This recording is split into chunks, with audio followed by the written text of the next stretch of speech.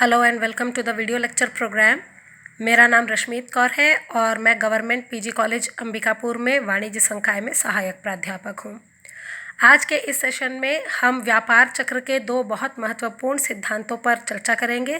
पहला जो मकड़ी जाला प्रमेय है, कॉबवेब थ्योरी, और दूसरी जो शुद्ध मौद्रिक सिद्धांत है, प्योर मॉनेटरी थ्योरम।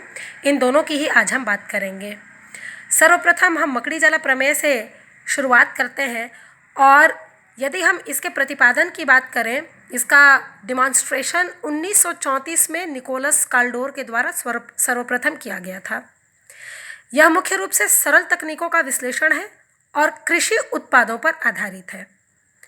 कृषि उत्पाद के मांग और पूर्ति का विश्लेषण इस सिद्धांत के द्वारा किया जाता है। मूल्य का परिवर्तनशील लागतों से अधिक होना पूर्ति में वृद्धि करता है, जबकि मूल्यों में यदि गिरावट होती हो तो यह उत्पादन में कमी ला सकता है। इस बात को सबसे पहले निकोलस काल्डोर ने इस प्रमेय के द्वारा विश्लेषित किया था। यदि हम प्रमेय के उद्देश्यों की बात करें तो मांग, पूर्ति और मूल्य में होने वाले वास्तविक परिवर्तन का यह अध्ययन करता है। इसके साथ साथ कृषि उत्पाद के मूल्यों में होने वाले परिवर्तन का भी यह अध्ययन करता है। मकड़ी जाला प्रमेय की मुख्य अवधारणा, इसके जो एजम्पशंस है उसको हम देख लें। सबसे पहले यह महत्वपूर्ण है कि बाजार पूर्ण प्रतियोगिता में हो, परफेक्ट कॉम्पिटिटिव मार्केट होना चाहिए। वर्तमान उत्पादन के कारण मूल्यों में परिवर्तन होगा, यह सुनिश्चित है, जबकि वर्तमान मूल्यों में यदि कमी होती हो तो इस कारण भविष्य में जो उत्पादन होगा वह कम होता जाएगा। मांग और पूर्ति वक्र में कोई भी परिवर्तन नहीं है, डिमांड और सप्लाई दोनों स्टेबल मान ली जाएगी। उत्पादन और पूर्ति के मध्य समय का अंतराल होना महत्वपूर्ण है, जबकि लागत में परिवर्तन का प्रभाव मांग और पूर्ति पर देखने को मिलेगा। यदि ये सारे तत्व सामान्य हो तो मकड़ी जाला प्रमेय स्वतः कार्य करने लगता है। आगे हम देखते हैं कि मकड़ी जाला प्रमेय के प्रकार कौन कौन से होंगे। हम मुख्य रूप से तीन प्रकार के कॉबवेब, तीन प्रकार के मकड़ी जाल को देखते हैं। पहला, जिसे हम कहते हैं सतत मकड़ी जाल, कंटिन्यूअस कॉबवेब, जहां मांग की लोच और पूर्ति की लोच दोनों बराबर होगी। The elasticity of demand will be equal to the elasticity of supply. कहने का यह आशय है कि मांग में जो परिवर्तन होगा पूर्ति में भी वही होगा। अब हम ये देखते हैं कि जो मांग और पूर्ति का वक्र है उसकी ढाल, उसका जो स्लोप है वो बिल्कुल एक जैसा है। इस कारण जो परिवर्तन देखने को आता है वो बिल्कुल सतत है, रेगुलर है, कंटिन्यूअस है नेचर में। आप इसको देख सकते हैं। यदि पहला मूल्य P1 पर निर्धारित होगा तो ठीक उसी की सीध में, उसी के स्ट्रेट डायरेक्शन में P2 और उसकी सीध में P3, पुनः P4, और इस प्रकार ये जो परिवर्तन है ये सतत जो है बाजार में चलता रहता है। क्वांटिटी Q1, Q2, वापस Q1, फिर Q2, और इस प्रकार मूल्य के कारण हमारा जो उत्पादन है उसमें निरंतर परिवर्तन देखने को मिलेगा। यह सतत मकड़ी जाल है। दूसरा जो हम आगे देखते हैं ये कॉन्वर्जेंट सम्मिलित मकड़ी जाल होगा, जहां मांग की लोच पूर्ति की लोच से अधिक होगी। The elasticity of demand will be more than the elasticity of supply. यहाँ पर कीमत और उत्पादन का सम्मिलित होना दिखाई देगा, जिस कारण हमारा मकड़ी जाल सिकुड़ने जैसा होता जाएगा। हम चित्र में देख सकते हैं, आपको डायग्राम ये डिमॉन्स्ट्रेट करता है कि सबसे पहले जो हमारा मूल्य P1 पर निर्धारित किया गया था, उसके बाद हमारा जो मूल्य है वो ऊपर बढ़कर P2 हुआ और वापस मूल्य जो है वो P3 पर आया। इस प्रकार मकड़ी जाला धीरे धीरे धीरे धीरे सिकुड़ता हुआ अंदर की ओर दिखाई देता है। यह देखने को आएगा कि जब P1 हमारा मूल्य होगा उस समय जो उत्पाद होगा वो Q1 होगा। मूल्य काफ़ी कम है, इसीलिए क्वांटिटी हमें अधिक दिखाई देती है, जबकि कीमत बढ़ाए जाने पर जो क्वांटिटी होगी, जो उत्पादन होगा वह स्वतः गिरकर Q2 हो जाएगा। और इस तरह परिवर्तित होते होते जो मकड़ी जाला होगा वो बीच में सिकुड़ता जाएगा। यह कॉन्वर्जेंट कॉबवेब है, सम्मिलित मकड़ी जाला है।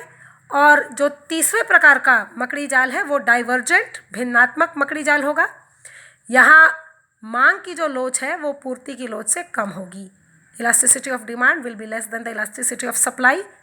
कीमत और उत्पादन स्वयं अपने आप को समायोजित करने का प्रयास करेंगे, लेकिन मकड़ी जाल में हमें फैलाव दिखेगा। तो ये जो फैलाव होगा वो अगर हम देखें मध्य से, तो मकड़ी जाल जो है धीरे धीरे परिवर्तन दिखाते हुए बाहर की ओर फैलता है। यदि हम P1 मूल्य की बात करें तो हमारा जो आउटपुट होगा, जो क्वांटिटी होगी वो Q1 होगी, जबकि कीमत का P2 होते ही जो क्वांटिटी है वो Q2 होगी। और इस प्रकार धीरे धीरे हमारा जो मकड़ी जाला होगा वो फैलाव के जैसा बढ़ने लगेगा, वो फैलने लग जाएगा, जिसका कारण है मांग और पूर्ति की लोच का बराबर न होना। मांग की बढ़ी हुई लोच इस प्रकार से मकड़ी जाला में फैलाव ला सकती है। तो ये हमारा महत्वपूर्ण प्रमेय था, जिसे हम मकड़ी जाला प्रमेय कहते हैं। आगे हम बढ़ते हैं हार्ट्रे का शुद्ध मौद्रिक सिद्धांत, प्योर मॉनेटरी थ्योरी बाय हार्ट्रे, जिन्होंने ये बताया कि व्यापार चक्र एक मौद्रिक क्रिया है जो मांग पर आधारित है, और हार्ट्रे ने स्वयं मांग को एक मौद्रिक क्रिया कहा है। मुद्रा की मात्रा में यदि परिवर्तन कर दिया जाए तो व्यापार चक्र स्वतः उत्पन्न हो जाते हैं। और जैसा कि हम जानते हैं कि आर्थिक प्रणाली में मुद्रा की मात्रा को परिवर्तित करने हेतु बैंकिंग सिस्टम, हमारी जो बैंक की प्रणाली है वो महत्वपूर्ण है। इसलिए मुद्रा की मात्रा में जो होने वाला परिवर्तन है वो हमारे बैंकिंग सिस्टम पर आधारित होगा। इस सिद्धांत के अंतर्गत व्यापार चक्र के जो विभिन्न चरण हैं वो 4 फेसेस फिर हमें दिखाई देंगे। पहला जो अपस्विंग है, चढ़ाव, बूम पीरियड। दूसरा डाउनस्विंग, गिरावट। तीसरा क्राइसिस, संकट का काल है। चौथा पुनरुद्धार, रिकवरी पीरियड कहा गया है। आइए इस पर हम आगे चर्चा करते हैं, ये चारों फेसेस कैसे काम करते हैं। हार्ट्रे के शुद्ध मौद्रिक सिद्धांत के अंतर्गत सबसे पहला चरण है हमारा अपस्विंग, चढ़ाव, जिसे हम बूम पीरियड भी कहते हैं। जैसे जैसे बैंक ब्याज की दर में निरंतर गिरावट करते हैं, अपने इंटरेस्ट रेट को कम करते जाते हैं, ये देखने को मिलता है कि अर्थव्यवस्था में उत्पादन में वृद्धि होती है, प्रोडक्शन बढ़ने लगता है। चाहे कंज्यूमर गुड हो, चाहे प्रोड्यूसर गुड हो, उनके उत्पादन में निरंतर वृद्धि होने लगती है। उत्पादन में होने वाली वृद्धि के कारण उत्पादन के साधनों की भी मांग बढ़ने लगती है। जो फैक्टर्स ऑफ प्रोडक्शन है, लैंड, लेबर, कैपिटल, उनमें भी निरंतर वृद्धि देखी जाती है, जिससे रोजगार का सृजन होने लगता है। जो एम्प्लॉयमेंट का लेवल है वो निरंतर बढ़ता है, और जैसे जैसे उत्पादकता बढ़ती है वैसे वैसे विक्रय में भी वृद्धि होने लगती है। सेल्स अपने आप बढ़ने लग जाती हैं, और ये जो है हमारा पहला चरण पूरा होता है, जिसे हम कहते हैं चढ़ाव, अपस्विंग है ये। आगे बढ़ते हैं हम दूसरे चरण की ओर।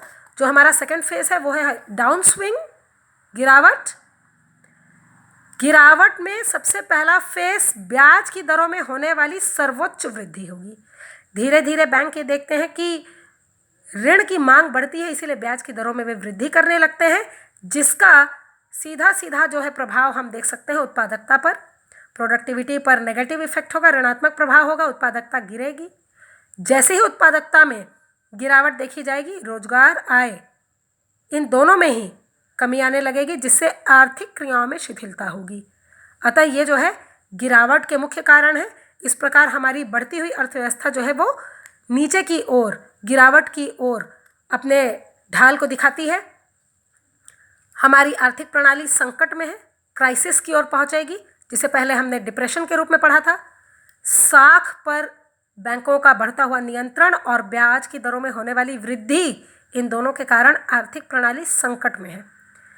बैंकों द्वारा ऋणों की वसूली की जाती है, और कठोर ऋण नीति, रिजिड क्रेडिट पॉलिसी अपनाने के साथ साथ बैंक जो है उधार देना बंद करते हैं। इसका प्रभाव हम देखते हैं कि उत्पादन, आय, रोजगार का जो स्तर होगा वो न्यूनतम हो जाएगा। मिनिमम लेवल पर हमारा प्रोडक्शन, इनकम और एम्प्लॉयमेंट पहुंचेगा, और यह फेज जो है वह संकट काल को प्रदर्शित करता है। इसके पश्चात हम पुनरुद्धार को देखते हैं, रिकवरी का पीरियड जो होगा, क्योंकि बैंकों ने अपने ऋणों की वसूली चालू कर दी है, इसीलिए बैंकों के पास जो नगद का कोष होगा वो बढ़ने लगेगा। जो कैश के रिजर्व है बैंक के पास वो बढ़ जाएंगे। व्यापारी वर्ग द्वारा ऋणों की वापसी की जाती है, क्योंकि जिन वस्तुओं का विक्रय कर उन्होंने नगद कमाया होगा उसके द्वारा अब ऋणों की वापसी की जाएगी। काफ़ी नगद कोष होने के कारण बैंक अब ऋणों की जो नीति है वो सरल करने लगते हैं, और सरल नीति के कारण जो बैंक के ब्याज दर है वो धीरे धीरे कम होने लगते हैं। कुल मिलाकर के बैंक पुनः कोशिश करते हैं कि अपने साख को बढ़ाया जाए, जिससे कि आर्थिक प्रणाली पुनरुद्धार, रिकवरी की ओर वापस आती हो। तो इस प्रकार हार्ट्रे ने बाजार में बैंक एवं मुद्रा के विस्तार और मुद्रा की पूर्ति को व्यापार चक्र का मुख्य कारण बताया है। मुझे उम्मीद है आपको ये दोनों ही सिद्धांत समझ में आए होंगे। अगले सेशन में कुछ और सिद्धांतों के साथ पुनः मिलेंगे। तब तक के लिए धन्यवाद।